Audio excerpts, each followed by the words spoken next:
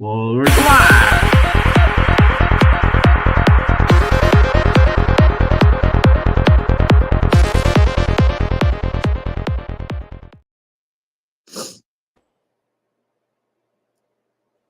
I think we're live. Well, I guess we're live. That was quick. And tonight we got hello there. Anyway, that caught me off guard because it was playing and all of a sudden it just stopped. Anyway, hello to another day in the Milky Way. And tonight we got a great show for you. With my co-host Lucky Stone and our special guest, Trina Phoenix and Nina the Mystic. Welcome to the show. Good to have you all here. Sorry, my computer's running a little bit slow. I can just tell it is. Anyway, tonight we're gonna be talking about Isis and secret gods and the sun. And well, tonight we speak those names that rush through stone temples and hidden scrolls. Isis. We're gonna be talking about Isis, the divine mother, the keeper of the mysteries, the soul of nature, veiled in wisdom, and the sun, the visible God, the eye of heaven, the light that gives life and reveals truth. These are just gods of long dead empires, or they're symbols of the soul, of the truth behind illusion, the light we carry within. In Egypt, the sun was worshipped because of its brightness. It was worshipped because it rose again and again throughout the darkness like a spirit struggling towards awakening. It was considered immortal. And Isis, she was more than just a queen. She was the intuition that heals, the love that searches, the magic that resurrects. And when Osiris was torn apart, it was Isis who gathered the pieces, and then the light of the world is torn upon us. And in our inner Isis, that helps us remember who we really are. Manly P. Hall called the sacred knowledge the secret teachings of all ages. And that is the book we are reading from tonight. The two chapters, one on Isis and the one on the sun. So, what do you guys know about Isis and how do you feel about Isis? Let's get into that one right away. Who wants to go first? Well, the mother god of Egypt is a tricky term at this with the current Middle East situation. They use that word a lot in the other side of things. I don't look at Horus's mother. She was she was the healer. She was the mother. I mean, yeah, she was a sacred god, and unfortunately, this day and age, she's become a negative term. Yes. I get kind of scared when I hear it. That's the problem. Mm-hmm. Well, it's kind of like the swastika. You know, for 1,000 years, it reigned upon the earth as a good luck charm, a symbol of prosperity and good fortune. And then it only took one evil person or group to turn it into meaning something totally different, which will be known for millennia of the other. Mm-hmm. Mm-hmm. Yeah. Trina, what do you got to say about all that? I think she's just a beautiful archetype, of a persona, of part of, what we are as humanity now, that she is one of the creator gods, but, that's the ability to create. So we're all a little part of the gods, you know what I mean? So she just embodied a lot of an archetype, of a persona of the actual essence coming forth out of creation as a divine feminine. She's beautiful, mysterious, apparently taught us a lot. And I love it that it says, I, Isis, am all that has been, that is or shall be. No mortal man hath ever me unveiled. The mysteries behind Isis are just absolutely beautiful. And she's also the mother, and she's also the wife. So and her gift is a son. So yeah, it's a beautiful thing about masculine God, feminine God, and then the son being birthed from those two personas unifying, which to me is a concept of what's happening in our mind, in our internal self. You know, Isis is the subconscious.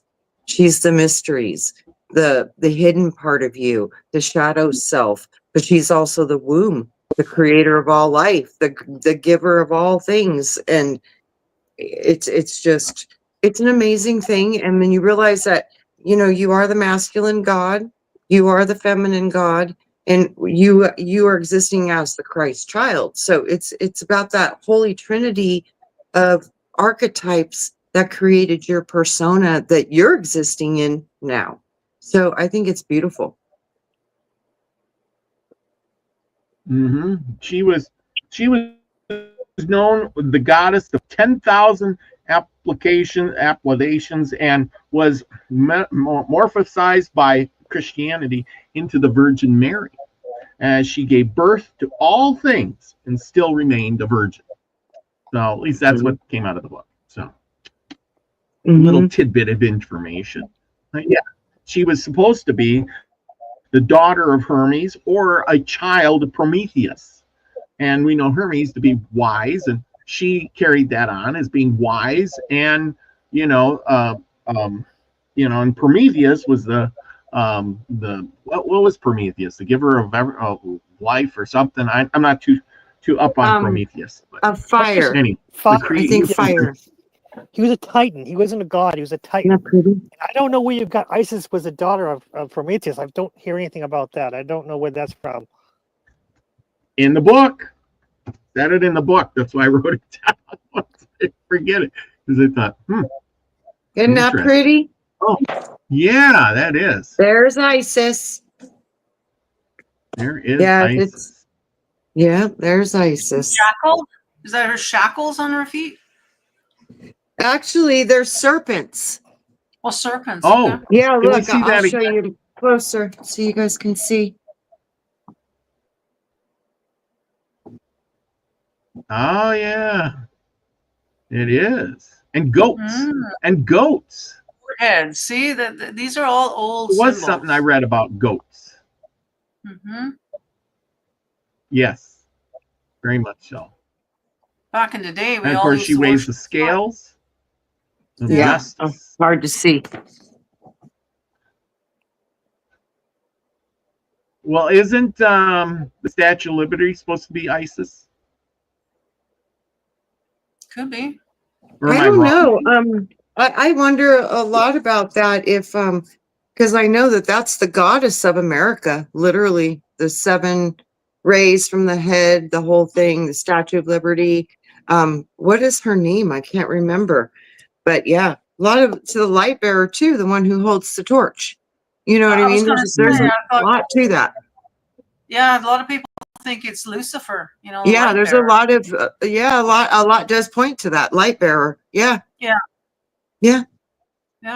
And it's a divine, it's a female, which, we've all the female goddesses in America have been wiped out, except for, people regard the Virgin Mary with Catholicism and, especially the Hispanic part. They're really big into the Black Madonna and that kind of stuff. But yeah, it's I think that might be the true God of In God We Trust in America would be the angel that sits over the dome of the United States in our Washington, D.C. and the Statue of Liberty in New York City. I'm pretty sure that might be what we're looking at.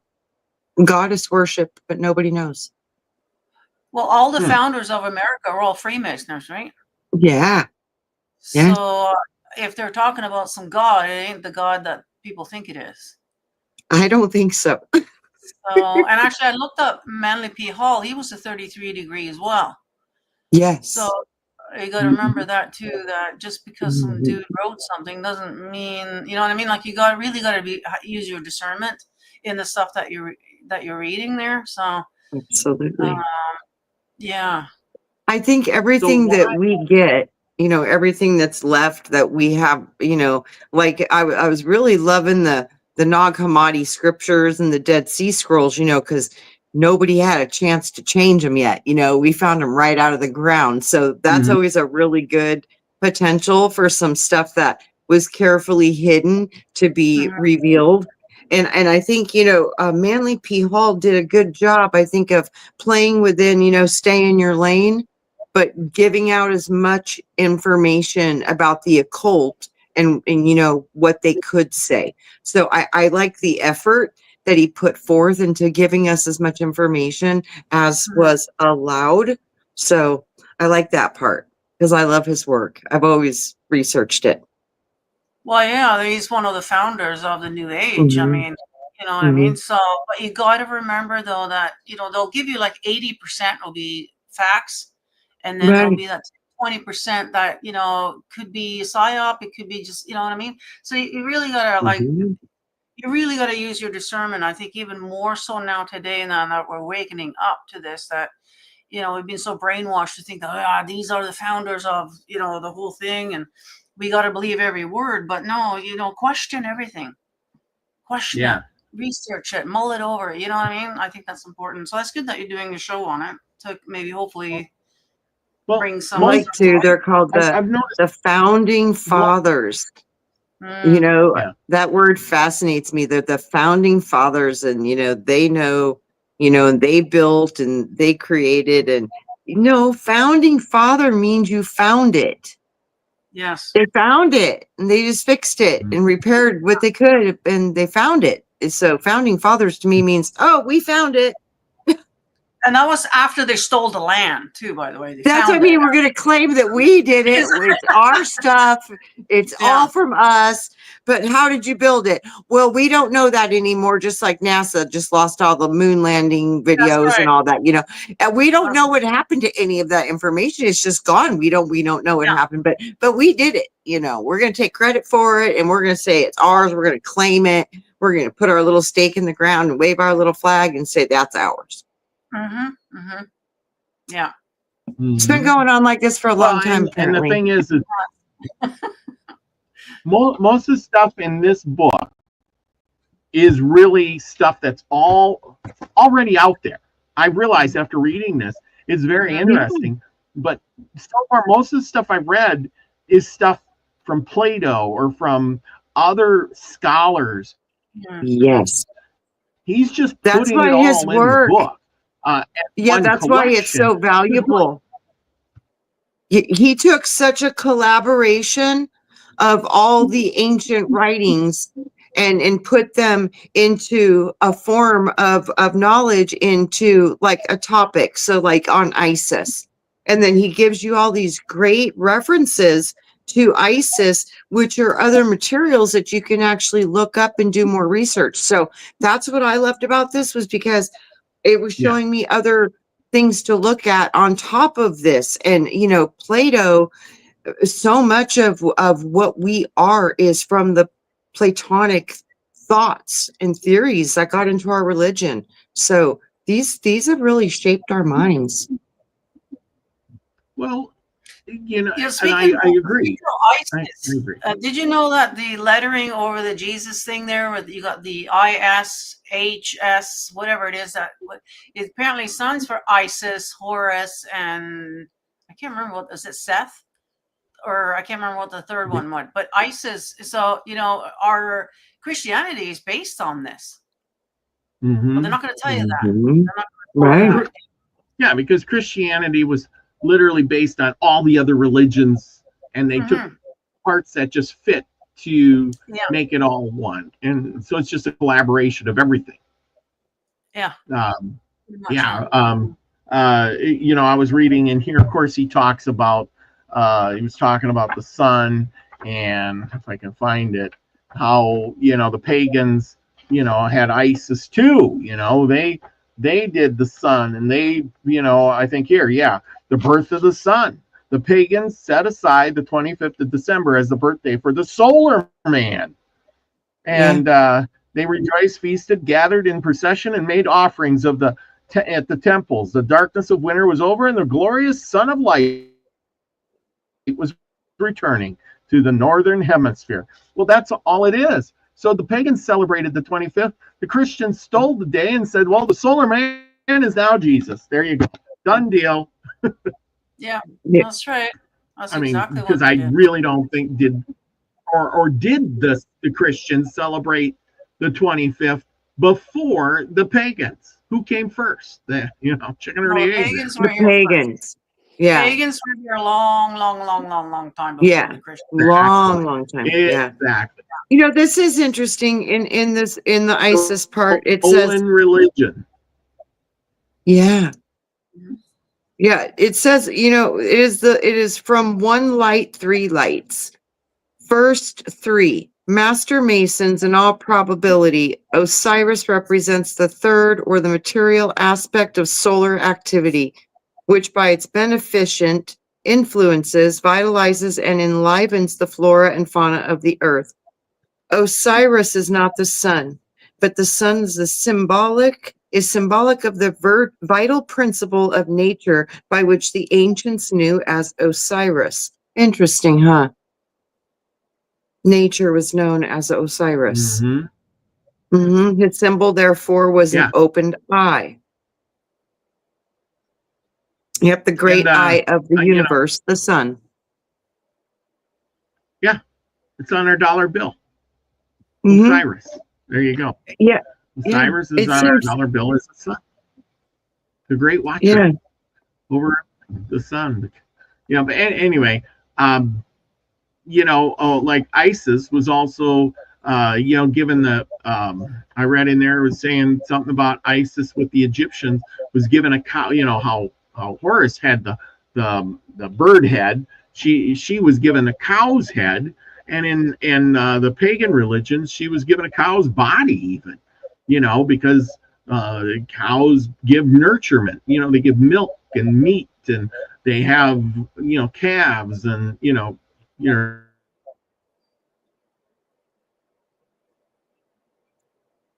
No, his audio is cutting out. Mhm. Yeah, he's freezing. Oh, There's a lot to unpack with that. I mean, Horus, the falcon head god, was the god of the pharaohs, and his mother being, the mother god. And unfortunately, Osiris had already passed away before she could procreate with him. So she had to, and when all the pieces when her brother Set cut him up, they couldn't find all the pieces, so they had to replace him with a fake phallus, so she could be impregnated for Horus. So it is an interesting story, and that's why she could remain a virgin, because she couldn't lay with her husband before he was cut into pieces by his sacred brother. So yeah, she's the symbolism of the Virgin Mary. That is true, and the Greeks and the Romans did take upon her, and that's where the Prometheus myth came from. But Prometheus wasn't a god; he was a titan. So it gets very convoluted. But that way the Greeks could accept her, and then the Romans could accept her. Then everyone could accept her as one of the mother gods. It's all very convoluted. But again, does everybody know the story of Osiris and Isis? Which story? There are many stories. Well, the one where he gets all cut up. Yes, well, that's what what he happened was. what happened was Set told Osiris, I have this wonderful box, and anyone who can fit this box, it'll be theirs. And the box was specially made for Osiris. And so when Osiris laid in it, all his little minions closed the box on him, and they threw it in the river. And then, so for Isis is like, where's my husband? Where's my husband? So she goes down the Nile, and then and unfortunately, by the time she finds it, it was absorbed into the tree, and that tree became a pillar. And the pillar was used by one of the kings. So they had to convince him to get the pillar back. Before she get the pillar back, Set got it and chopped it all into little pieces and threw all the parts back into the water. And all the parts were found except for one, which was his phallus, which was eaten by a fish. So they put all the parts together because she was a healer, puts all the parts together, and missing one of the major parts, So she just made a new one out of wood. Hence the name Woody. No, I'm just kidding. No. So then. Wow, that's a good one. Yeah. Yes, that is a good one. Oh, Learn something boy. new every day. That I was is a like, good dang, one. Nina, that's a good one. Wow. Oh my goodness. Oh, Yeah. yeah. Yeah. Right Prince Woody. on Wow. top of that. Best story ever. But the question is, that's Oh, fine and dandy boy. having a wood penis, but how do you get pregnant by that though? Like, how does a pregnancy fit in here? You know what I always think about when I He was think a about that? virgin, remember? What? Yes. Immaculate conception, and it was an energy thing, and it literally, because she was still a god, she had godly powers, she could create her own internal pregnancy on her own. But it's kind of like the whole you know, immaculate conception thing. So yeah. Mhm. I think that, you know, I think a long time ago, I think most of these gods potentially could create their own self, because, you know, they say in the very beginning they were all androgynous, which means they all had a womb, masculine or feminine would carry a womb. You'd be able So to now I create. know where that other saying comes from. Go and What? F yourself. I guess that's where that comes from. Yeah, right. That could be too, for real. Yeah, because yeah, you know, they We're all have hermaphrodites. Wow. yeah, there's not much written about it, but I have seen some people that were channeling information through, I think Lemurian, or no, it wasn't even from here. It was, I think Pleiadian. It was some, yeah, they could conceive children on their own. And this was a very common thing in the ancient days, but I guess now very, very, very few can still create a child from their own, just their own body and their own, they just create it and they carry the womb. So, but yeah, I think they say it still does happen, but it's almost completely eradicated. Mm-hmm. Interesting. Well, Yeah. I've heard of yeah, certain animals. see, that all being goes together, especially with the gods and with the sun and Osiris, and you know, there's animals. Worms do it. Well, I've heard They of certain can animals, have where if there's not enough males around, that the female will turn into a male or something rather, so that they can still produce or something rather like that. So yeah, something to it. frogs. Is that what frogs? The I think that was frogs, that frogs or sounds something. about right. Yeah, something like Mm-hmm. that. Fish do it, frogs do it, reptiles can do it. Reptiles can reproduce without a male. Moths or lizards can produce eggs without procreating with a male. Fish will change gender sometimes. Frogs will change gender. But fish and frogs need a male and a female. Frogs are turning gay. Remember? Yeah, right. That was Alex Jones, right? He was famous for that one. And then he was right. Yeah. It turns out he was right about a turning lot of gay. things. I hate that. You know, Right. it seems like conspiracy theorists should be put in a book that says conspiracy facts. Yeah. I think like 80% of the stuff people used to say has all been validated as it's you can validate it now. It's been vetted. I was like, isn't that funny? Yeah. Yeah. Well, and that's the thing too, is I think most of us know things that to be true, but since there's no hard facts on it, then you know there's no concrete evidence, no picture, no handshake with the aliens or something, then they don't exist. You know what I'm saying? It's like a Bigfoot. Thousands of people every year see tracks or Bigfoot, but we don't have a Bigfoot anywhere to see, so he doesn't exist. You're all making it up. Same with aliens. There's no spaceship parked in the White House lawn shaking hands with the president, and we don't have pictures of it, and it ain't in the newspaper. It doesn't exist. There's no such Well, thing. actually, we do, because wasn't there several ships hovering over the White House back in 52 or something? We got Yeah, there photos sure of it. were. 58. And so 58, 58, whatever yeah. it was. Yeah, so I mean, we do. And that was back when we didn't have Photoshop and all that stuff. So that stuff is more believable Yeah. than anything today, So we do actually. It's just that people saw because it's not on the news and people aren't talking about it. It didn't happen. People forget, and Yep. so yeah. Yep. They write it up because the government controls the propaganda, and as long as you control the narrative, people forget what we talked about. Nina, we talked about the beginning of the year. Hey, what happened last year?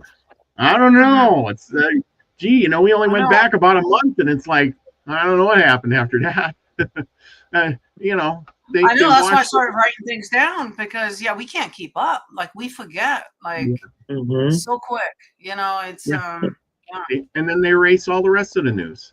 So I mean, So anyway, with the sun, let's move on to the sun part of the Isis thing. Well, the sun is the father, the creator. He gives life, and of course he's related to he's the king of the gods, the most powerful of them all, and of course the sun is the symbol of divinity, of everlasting, the bringer of life. Really got to all religions. It seems to be like the Egyptian religion, the Hindus, the Native Americans, worship I don't know if they worship the sun, but the sun was a part of their deity, God thing, because it gives life. It's comes up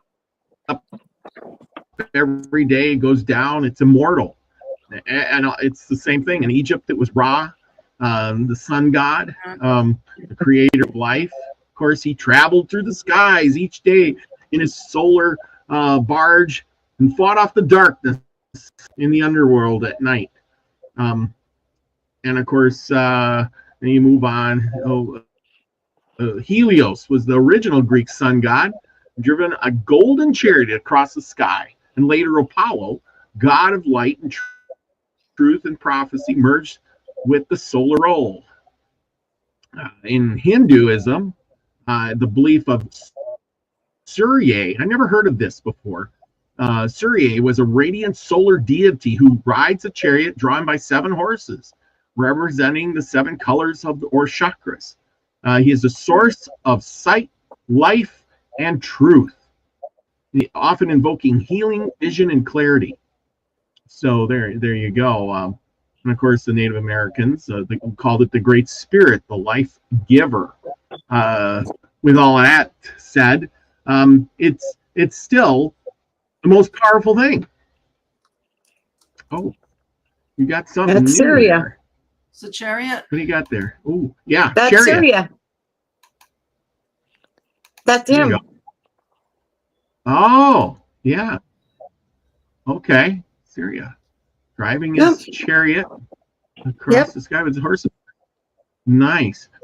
Yep, But see, Syria, that's the regent of the sun. It's amazing how they have all these different religions had all the same kind of guy driving a chariot across, or a solar barge across the sky.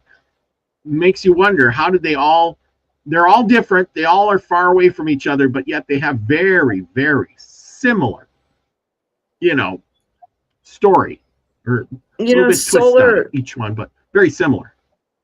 I think solar worship is one of the oldest worships on the planet, but the oldest I found of everything is serpent worship. So, and it all starts in the Bible when the serpent entered into the garden.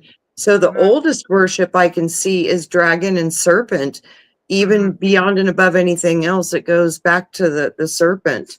And then above and beyond that, the next one that you see was the divine feminine and the mother goddess. And now it's gone to all patriarchal now, masculine, solar, but masculine. Yeah. So I think it flips, goes back and forth. I think we've done this before. Nothing new under the sun.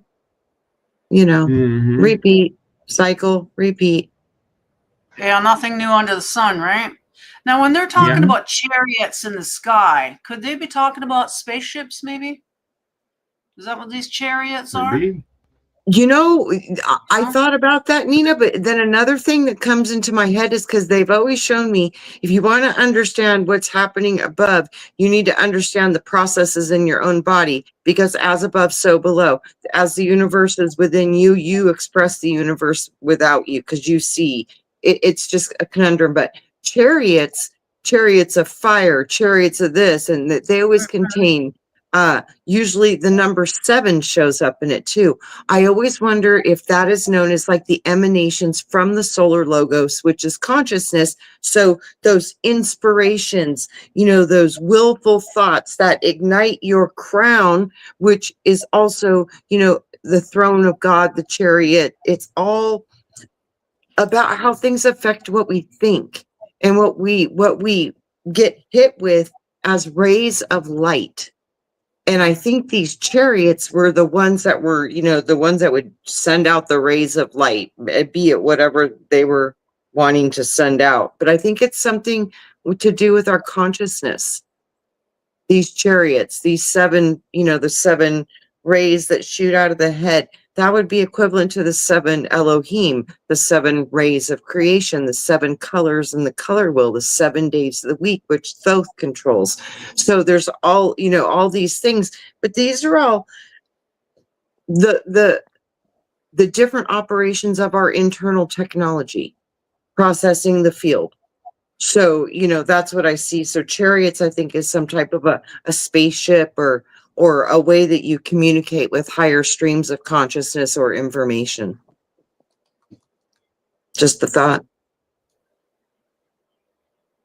Yeah, I guess there's many ways I was interpreting, but even those rays of light to me, Oh yeah. it's No, like I get it. headlights But or the sparks of, like, you know, when like a rocket goes up, there's a lot of fire there when it's, you know, going up, like, so it could be something like that, but it could also be what you're talking about as well. There's a lot of different ways of looking at it, isn't it?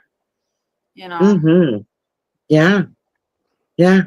Especially when you know that everything we see is based on, you know, a and color wheel, it's all like 7 primal colors, 7 Mhm. colors of the rainbow. We can't see all the UV. We can only see like 2% of the visible spectrum. We're like blind down here pretty much.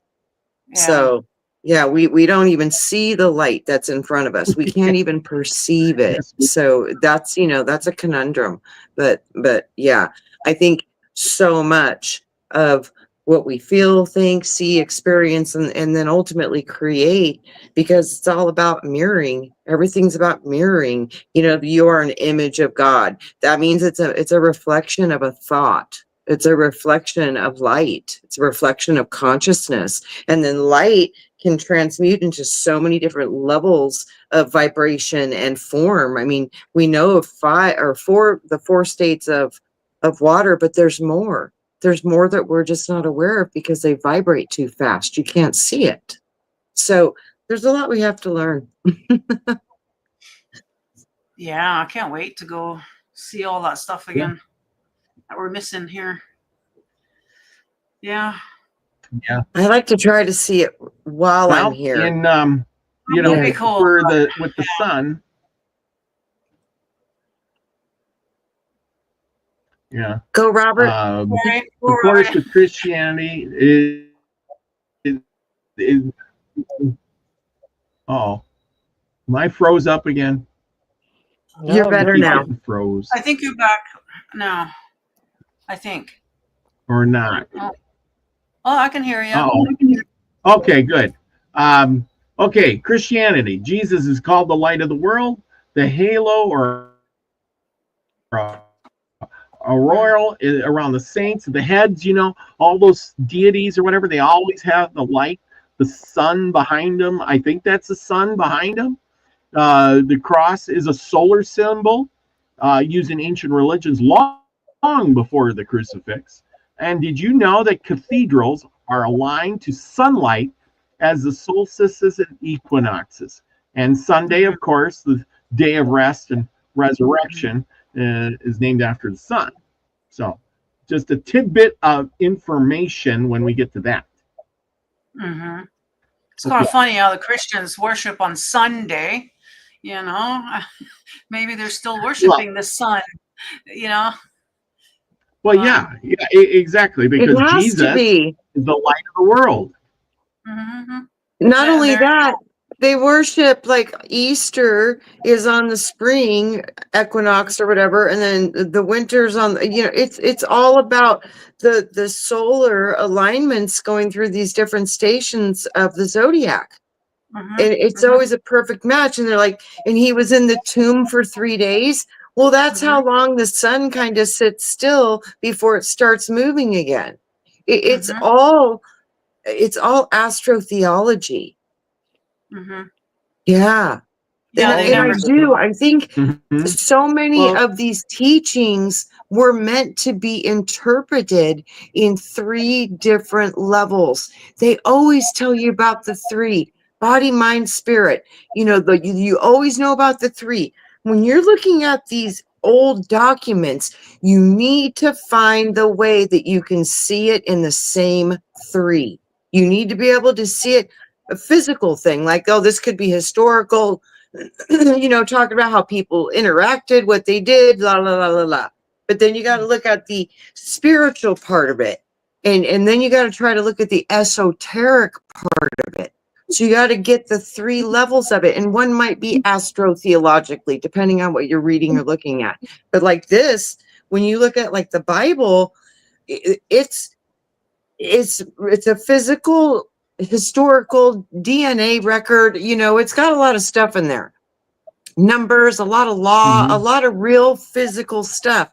But then there's the total, like, a scene part of it, the mystical part of it, that part of it, and then the Jesus part of it, the healing part of it, all those parts of it. Those are getting more into the spiritual, esoteric. So these things are always when I get deep into them, I always get shown the same information that I'm reading, and I see it in one way, then I see it in another way, and then I see it in another way. And when I see it in all 3 ways, usually it makes a whole lot more sense to me, but it's a lot more expanded in how I think about it. Mm. Mhm. Yeah. It changes Well- the way you think about it.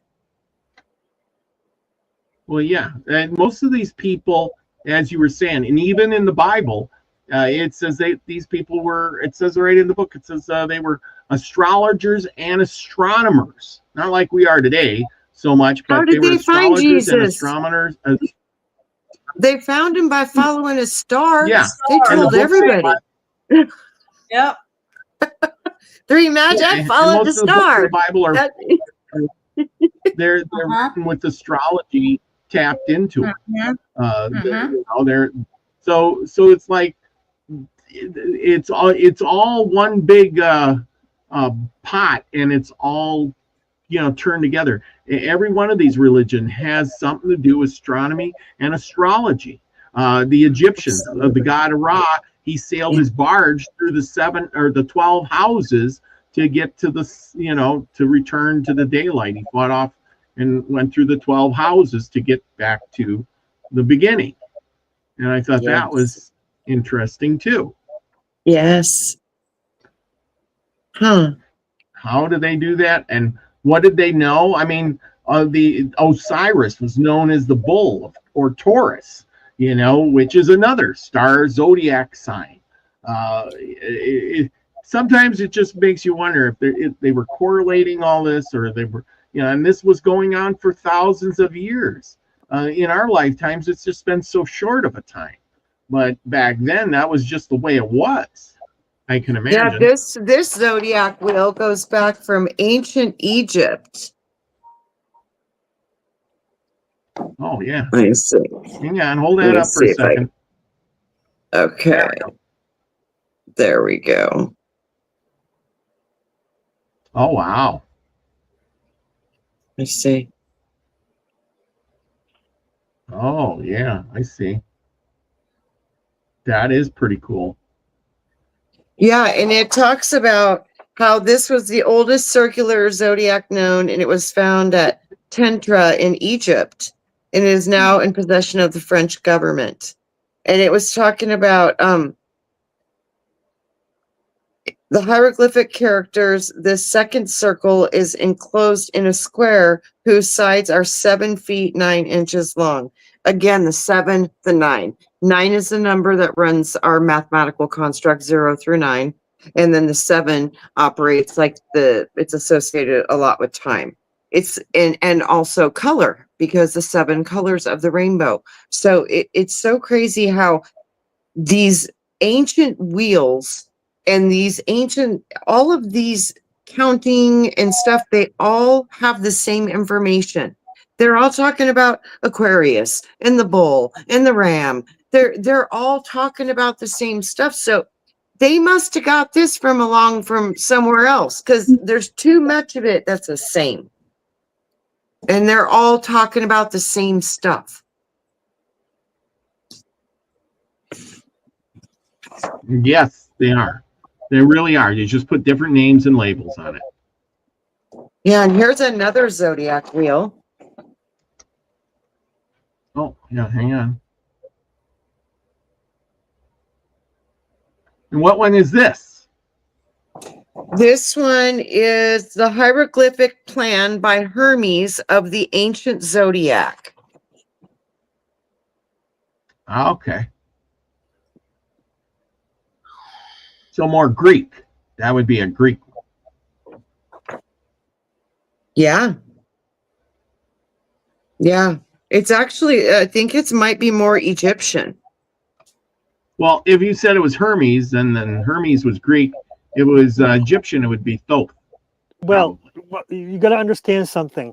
The Greeks recorded everything.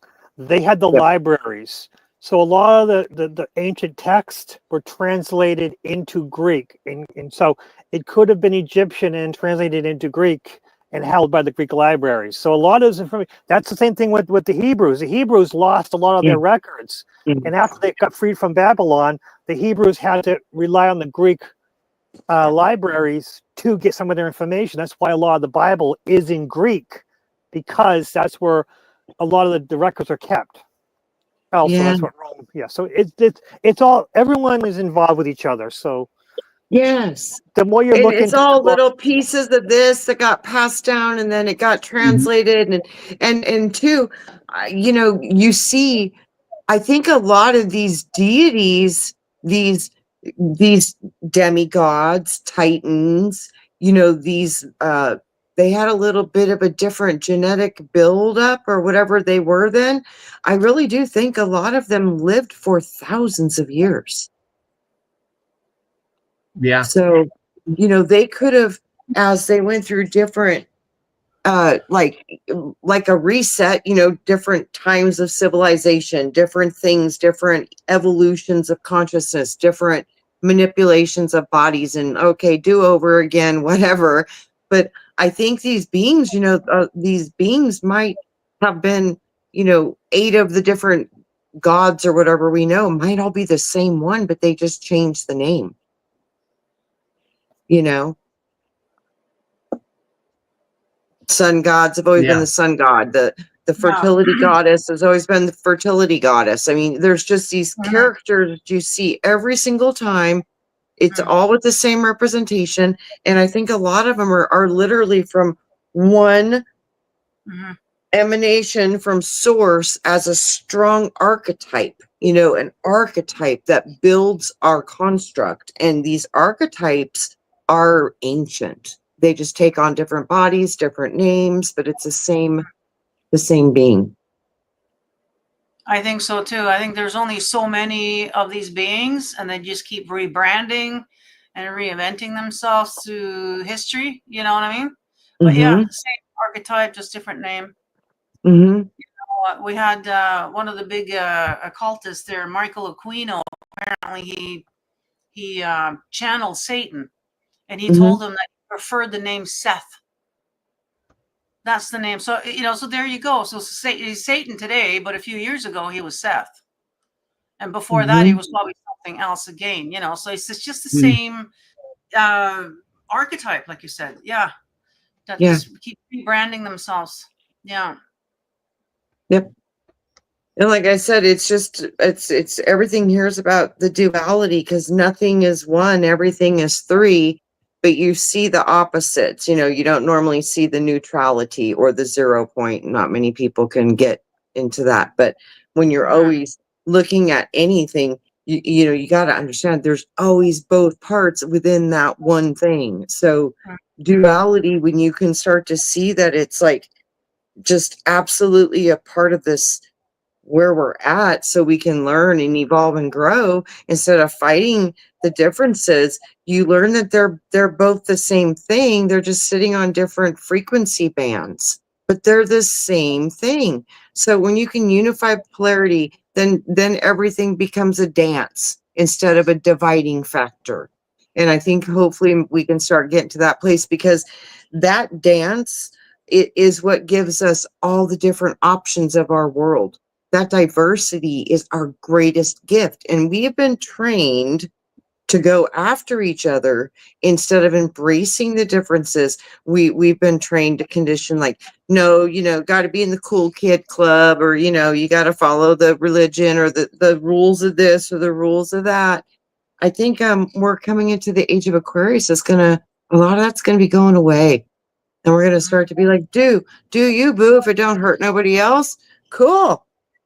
Do you, you know, and everybody will start to gain from our differences instead of like, oh, you're not in my club. Okay, we can't be friends. So I hope that's coming, because I do see that is a potential. And a lot of that will come through the blending and realizing that all of our religions are about the same thing. They just got a little different twist here, a little different twist there. But bottom line is the source of that creates all that is just one thing creating all that is. So you can fight about my name, your name, whose God's this, whose God's that. No, bottom line, it's you shall know them by their fruits. Either they're operating in positive or they're operating in the negative. There's, you know, one is sucking, taking energy, doing, and the other is giving and impregnating and giving life. And one is penetrating and one is receiving. It is just polarity. So I think when people figure that out. Yeah, exactly. You got to have that equal exchange. You know, you can't just be giving, or taking. You got to be in the balance of give and take. And that's what any relationship is based on, or should be based on. Yeah. I literally think the creation of this construct requires friction to exist. That's what creates the spark. Like static electricity, it has to always perpetually be moving. That's why there's breath. So that friction, the breathing, the movement, the constant, the in, out, the push, pull, that's what feeds the whole system. So in this construct, in a third dimensional physical material realm based with atoms, you know, they require that spark, that arc. So that fire, it's from friction. That's why, you know, everything here, fire in the middle, the fire, the pyramid. The pyramid literally means penetration. So right, electricity is made out of positive and negative, right? Am I right?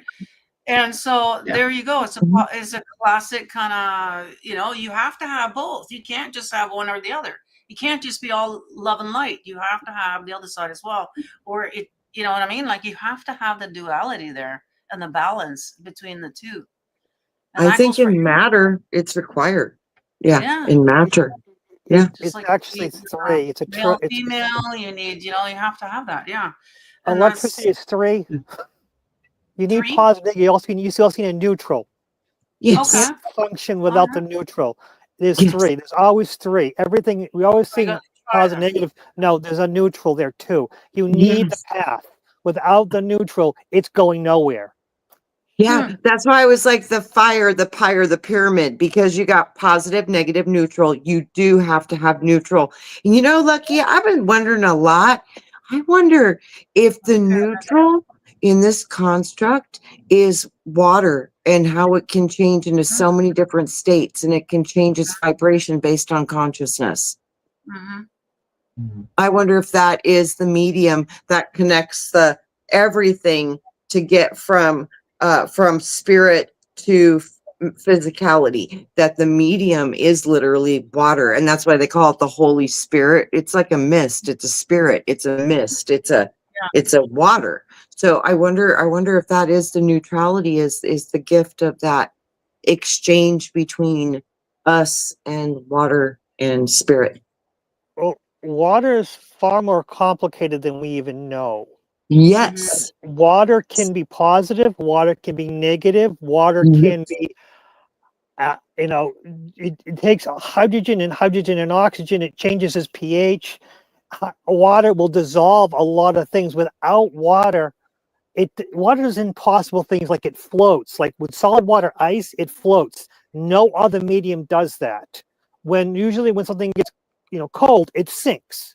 But water, or bigger, cold, it sinks and it goes up and it becomes less dense. It does things that normally physics. Water does things that are physically impossible when you actually know physics. But we live it every day. It's just part of life. Yes. And that's the problem. What we have is that the truth is always between two things. We're told, oh, it's either this or this. That's not where the truth is. The truth is in the middle. Both sides lie. Everyone lies. Our truth is in the middle. So, like you said, Manly P. Hall was a Mason. No, when he wrote this, he wasn't a Mason yet. He was an honorary Mason later, and he got into it later. So, yes, some of the information could be construed. The truth is in here, but it's hidden. And those who can know how to read it will find it. And we're just trying to disseminate the Bible. The Bible's full of, Jesus, here we go. I didn't say that. That's Jesus. Because the truth is in there. What Jesus said is great and loving. But the Bible, the dogma is garbage. It's evil. Jesus would never say, oh, they don't believe in me, kill them. No, Jesus would say, they don't believe in me, that's cool. Let's love them, and maybe they'll come our way by what we do is right. But instead, we're told, well, they don't follow our following, so we got to get rid of them. No, that's nothing.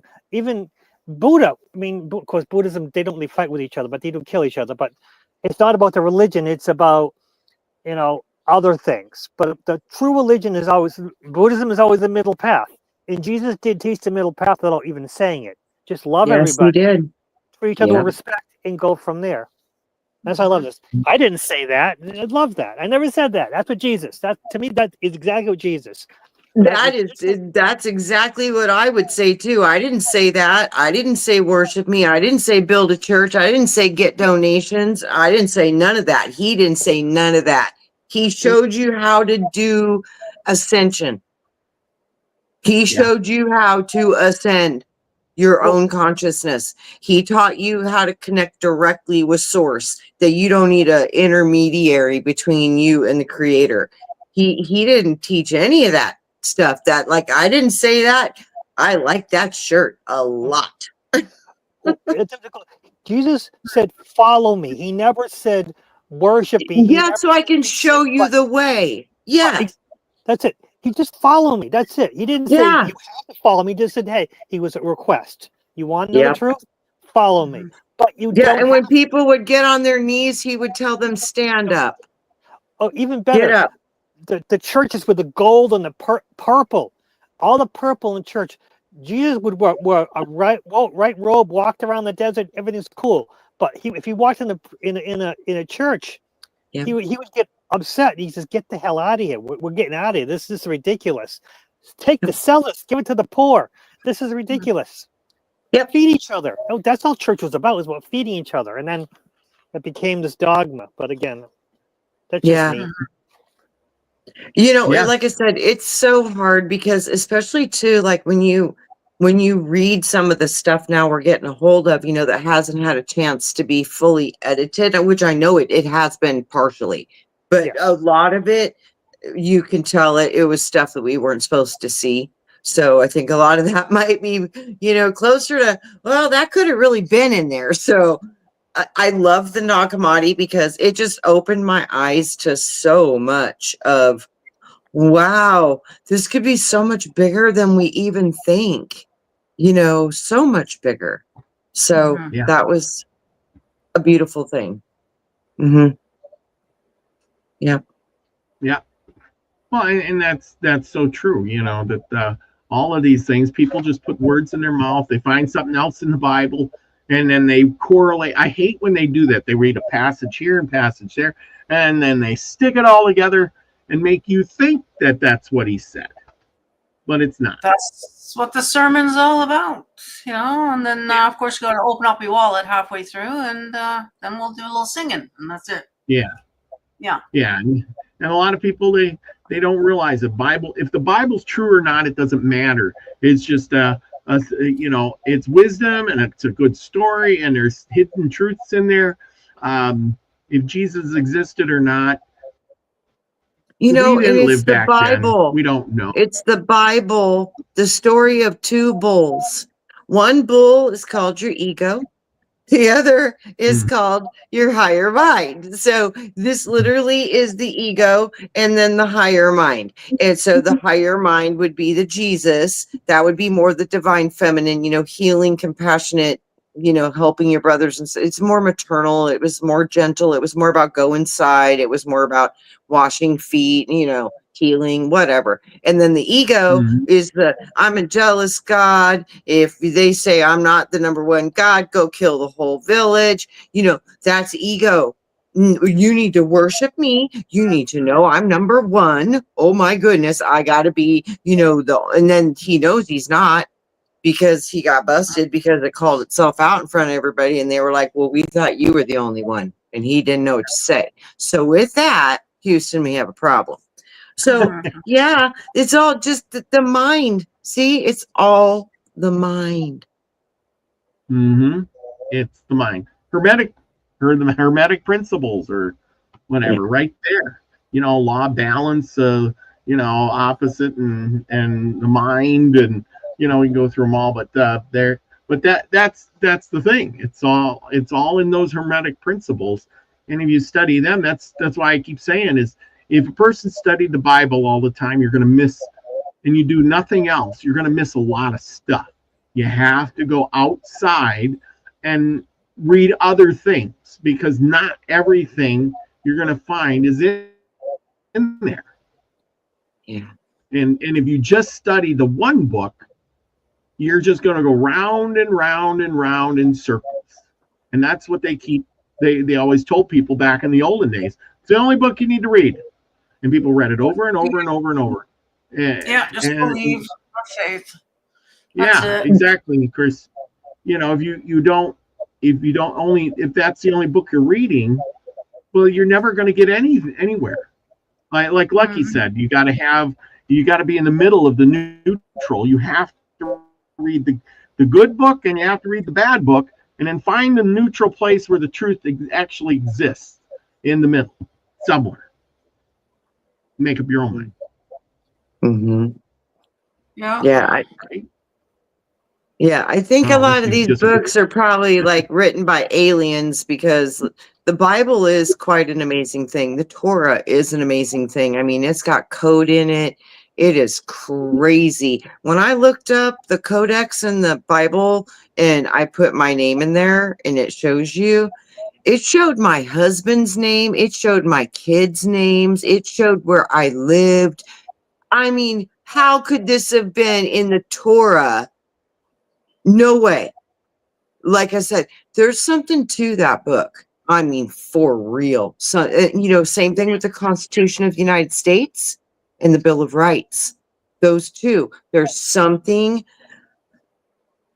mathematically and codex profound about those materials. And you do see those in lots of other things. But when you can start to see these books in different levels, I read the Bible all the time, and every time I read it, I find something different, because I'm being shown in a different level, like astrotheologically, or on a higher level of spirituality. Because once I figured out that quantum physics was in the Bible, dude, what? You know, it's teaching you quantum physics. So if you can see the foundations of the vibrations that want to inform you if you can connect into the appropriate stream of light, which is coded information, and you'll start seeing the images, and it'll reference to something you have in your construct, in your library of symbols and ideologies that it can feed you into. You'll start seeing things in a completely different way. That's utterly mind-blowing. So yeah, these books, I think they're treasures, and I think a lot of them are inspired from something crazy brilliant we still haven't fully comprehended. I think most of the religious texts and remember some all of the these good books, all these books were channeled. channeled. That's what I'm saying. They're all channeled. All of Yes, them. they're all Yeah. channeled. Bible is channeled. Yeah. Yeah. I do. It came from somewhere else. Which I mean, they may have called it the Holy came Spirit from somewhere else. Where is it somewhere else? Yeah. Yeah. So that's the thing. They're all coming from somewhere else. And yeah. And is that a computer? Is that the Black Knight satellite beaming technology and information into our heads, and we just don't know it? Or is it coming from the other 9 or 10, 12 realms, from other beings, the aliens? Well, remember, we read the whole. I mean, think about it. We're just getting into the Remember, we read about the universal consciousness. So that's one way of saying it. We're tapping into something. Because when you look at authors, you look at writers, movie producers, they all seem to come out with the same sort of, plot all around the same time. They picked up on it somewhere. Now you can call it universal consciousness or whatever you want to call it, or give it credence to. But, there's something to it. We're all tapped into it. Yeah. And that's where all this material is coming from. Yeah. They call it, like, they did a study. It's called The Mind in the Maze, where they would do the things where they would train the rats to go through the maze, and then they would start pulling out different parts of their brain after they recorded where it was storing the information in the brain.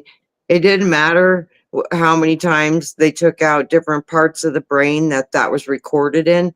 Every single time the mice would still figure their way through the maze, even if they could barely walk or whatever.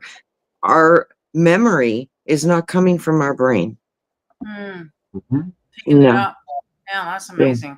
It's not coming from our brain at all. Our brain perceives it and processes it in the body, but it is not coming from your own brain. It might be coming in your own auric field, the biofield. It could be, because that's, to me, what I see is like that's a visible construct of soul. So that biofield has, the causal, the astral, the mental, the physical, all the emotional, all these different bodies are layered inside that aura body, inside that field that's around you. So I think as above, so below. That's a micro of the macro. So that information is your antenna that is getting the information from the construct, which is all those levels of consciousness, and you're picking it up through different layers of your vehicle, your field, from that field. So yeah, it's an interface program. Yeah, that's the interface. Your body is the interface. Yeah.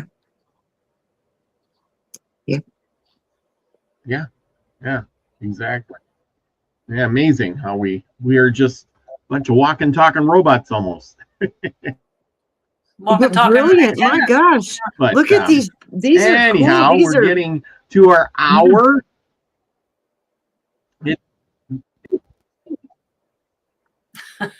Yeah. Tune into your energy. There you go. I hope you all can hear me. It seems like I've been freezing up. No, you seem okay now. But Bonnie says, but who's giving the messages? Good question. Well, that's just it. Who is giving the message?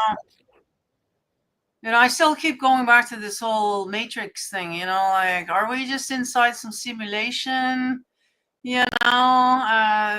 is it? Maybe just some kid on the other side, like where there's science experiment or something, like, you know what I mean? Like, yeah, makes you wonder, because You know So much. what? I've pondered that for quite a while, and every time I try to go and look at it, what it appears to me that there is one consciousness that operates everything, but depending on the solar system that you're sitting in, you're picking up the information that's directly affecting this avatar and this timeline and this reality stream you call and know right now as now. That is being literally, you're connected to the solar logos. That's why I think this transition from the age of Pisces into Aquarius is monumental. And it's going to take, hundreds of years before we're fully even anchored into it. But the shifting, we're already feeling it and seeing it and experiencing it. And it's going to create big change because we're no longer going to be anchored into the solar logos of Pisces. We will now be anchored to Aquarius. And Pisces is, I believe, give me a teacher, tell me what to do, teach me, show me so I can believe you.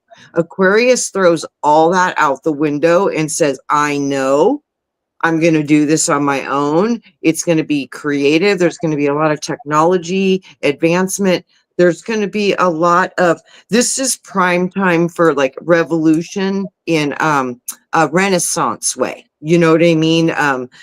Just creativity, new ways of living, just all these different potentials are going to start to come because your thoughts are going to change because the rays from the Pisces solar logos is no longer going to be the main in your consciousness. Your biofield now will be connecting to Aquarian.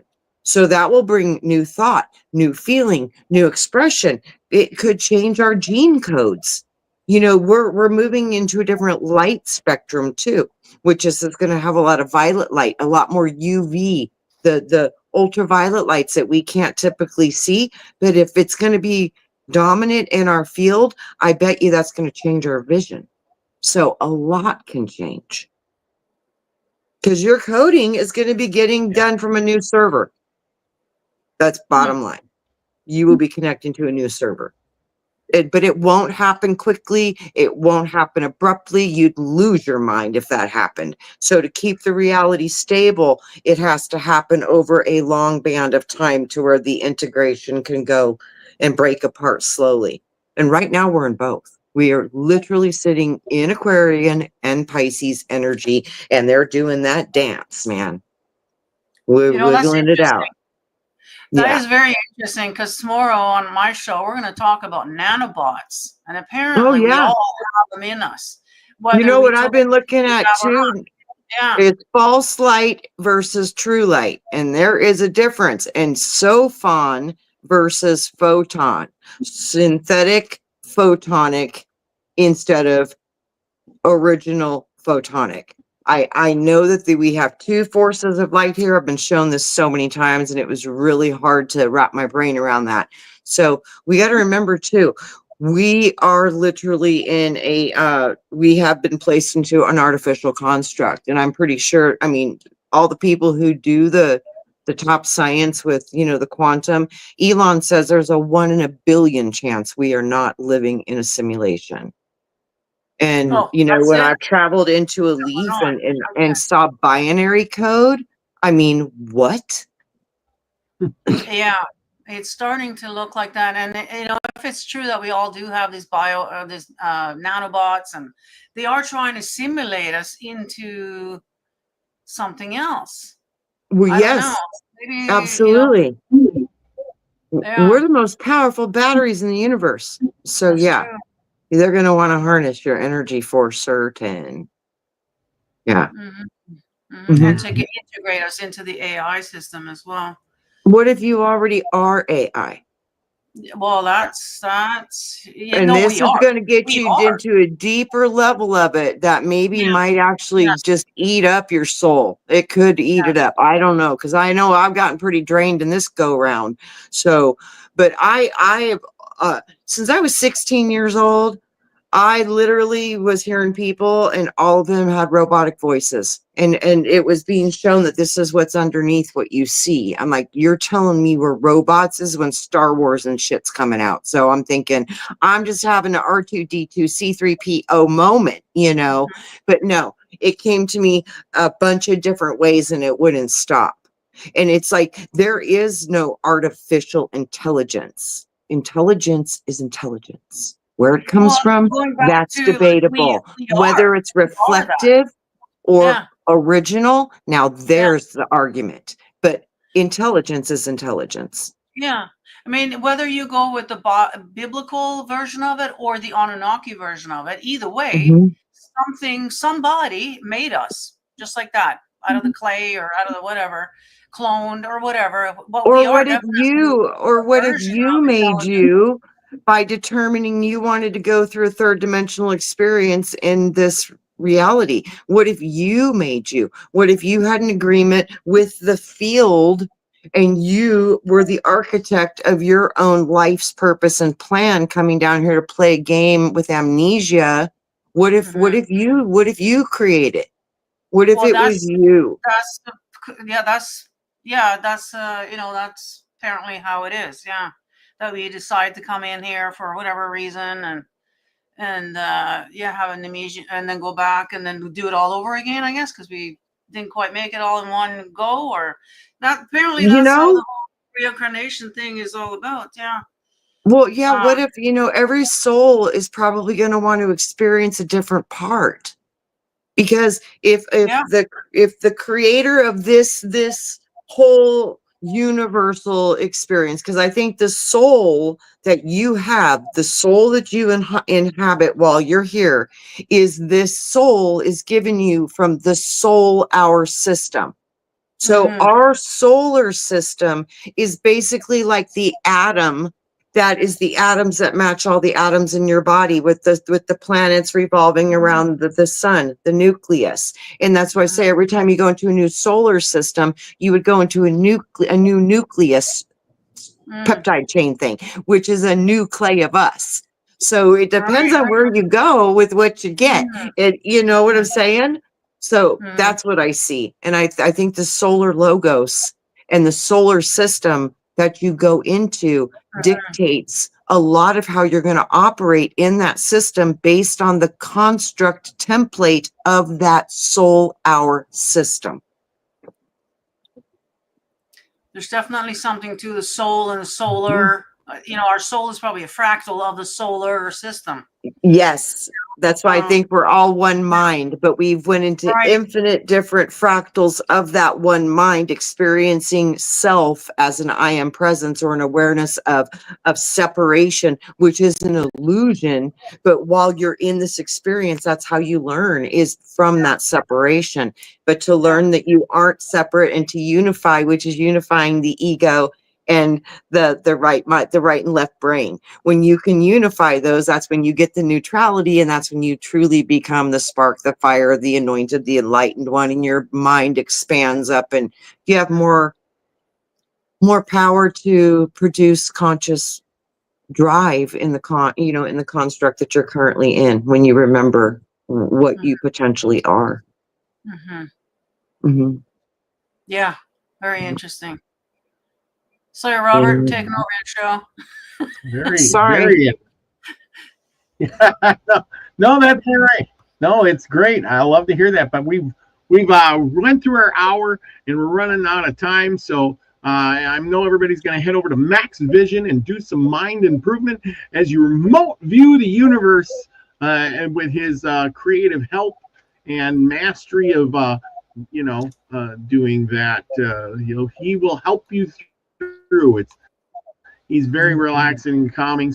So go over to Max Vision Remote View and check his show out right after ours. It's probably already started. I heard he started early, but you can probably still catch it. And don't forget that me and Nina have a new show. We call it Beyond Truth, which emphasizes a little more than the old Let's Talk. It's still going to be about good subjects of things like that, but go over there, check it out tomorrow. Beyond Truth, and then it will be taken down and then put onto Rumble if you want to watch it. So we will be saying a few things over there that might be controversial, but you'll be able to find it over on Rumble. That was our best solution to getting around some of the YouTube algorithms. So if you want, go over there, sub to Nina's channel, check it out. and we will be there tomorrow. And telling, what are you talking about, Nina? Nanobots or something? Why don't you Yeah, give we're us gonna the get world into the on whole that? nanobot thing. That's right. I got some stuff written down here. I'm gonna, yeah, JFK. You know, they're right on track with all the stuff that we, you know, talking about conspiracy. They're right on track with everything. And this nanobot goes right into the latest thing that RFK just said about that. In 4 years, everybody's gonna be wearing a wearable. So, which is going to connect right into our bodies because we already got the nanobots inside of us already. So this is, you know, like there's no more conspiracy anymore. It's like unbelievable what's happening. Have you guys seen any of the information from Sabrina Wallace? No. Okay, please look her up. Unbelievable if you want to understand more about nanotech and how it connects to you. And it's apparently we've all been hacked since 2008. So there's a lot of information there. A lot. Yes. Max shares her stuff a lot on his channel. It's unbelievable. Unbelievable. She breaks it down, what signals, what towers, how it, I mean, the whole thing. It's unbelievable. Yeah. We're already there, guys. So it's already too late, you know. So it was, oh well, I'm not gonna, you know, I'm not gonna. Well, guess what? We already have it in us. It's in our food. It's in our air. It's in the water. There's no getting away from it. So, yeah. There's levels of getting away from it, but no, everybody's involved. But there are certain levels of connection and not being connected. And yeah, there will be people that don't fully connect, but you are affected no matter what. You're in the field with everybody else. Yes. We're one, guys. We're one. That's right. And no matter what happens, we'll be fine. You know, like we all know we're immortal. So, you know, not worried about that. But yeah. Mm-hmm. Oh, all right. Well, thanks for having me on, Robert. Well, with that, everybody, join us tomorrow night. Everyone, get over there. Remember to subscribe to the channel. We'll be on at 8 p.m. Central, and I don't know what it is Pacific time. I can't remember, but it's 2 hours difference, right? But anyway, either way, join us there tomorrow night, 6 o'clock. That's right. My mind went blank for a second, but it's all the same. Anyway, either way, thank you everybody that came tonight. A big shout out, Mr. Floyd's Universe, Mary Wins, Karen, Suki, Bonnie Gore-Tex, Mary Wins, Emerald Eagle, cool channel name. That's a cool channel name. John Price, you tell me, all the great people in here off the hook. I don't even know how many we had. We had a lot of new people in here tonight. Thank you, everyone. But remember, most of all, go out. Have a great summer. Enjoy it. Party like it's 1999. Remember, the most important thing, be nice to your neighbor as you would yourself. Remember to be the frequency you want to receive, everybody. Love you all. Peace, everyone.